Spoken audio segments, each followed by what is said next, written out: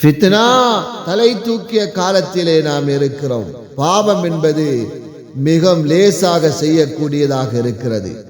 குழந்தைகளை குழந்தை வயதிலே வளர்க்கிறார்கள். அவர்கள் பெரியாளானாக பின்னால பெற்றார்கள் வளர்ப்பதில்லை, அவர்களை விட்டு விடுகிறார்கள். அவர்கள் பாவம் சுமைகளோடு இருக்கிறார்கள், பாவத்தோடு இருக்கிறார்கள். எதை செய்வதென்பது அறியாதவர்களாக பாவத்தை செய்து கொண்டிருப்பதை நாம் கண்கூடாக பார்த்து கொண்டிருக்கிறோம். இன்றைய காலத்திலே பிள்ளைகளை வளர்ப்பது மிகவும் கஷ்டமான ஒரு காரியமாக இருக்கிறது, சிரமமான காரியமாக இருக்கிறது. வீட்டிலே அவர்கள் நல்லவர்களாக இருந்தால் பாடசாலைகளிலே அவர்கள் கெட்டவர்களாக மாறிவிடுகிறார்கள். வீட்டிலே நல்லவர்களாக இருந்தால் அவர் வெளியிலே போகக்கூடிய நேரத்திலே பெற்று அவர்கள் கெட்டவர்களாக மாறிக்கொண்டிருக்கிறார்கள். பெற்றார்கள் இவைகளை அவதானிக்க வேண்டும்.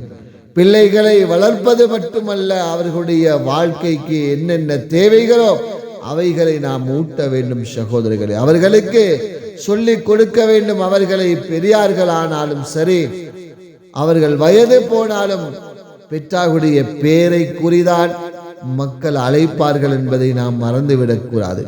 நல்லவர்களாக இருந்தால் மக்களும் நல்லவர்கள் என்று சொல்லுவார்கள்.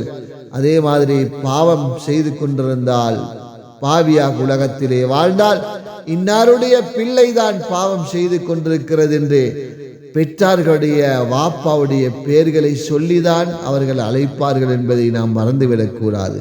அதனால் பிள்ளைகளுடைய விடயத்தில் நாம் கவனமாக இருக்க வேண்டும், கவனம் செலுத்த வேண்டும். அவர்களுடைய அன்றாட வேலைகளை எவ்வாறு செய்து கொண்டிருக்கிறார் என்பதை நாம் அவதானிக்க வேண்டிய பொறுப்போ பெற்றாராகிய தாயிடத்திலும் தந்தையிடத்திலும் இருக்கிறது என்பதை நாம் உலகத்திலே மறந்துவிடக்கூடாது.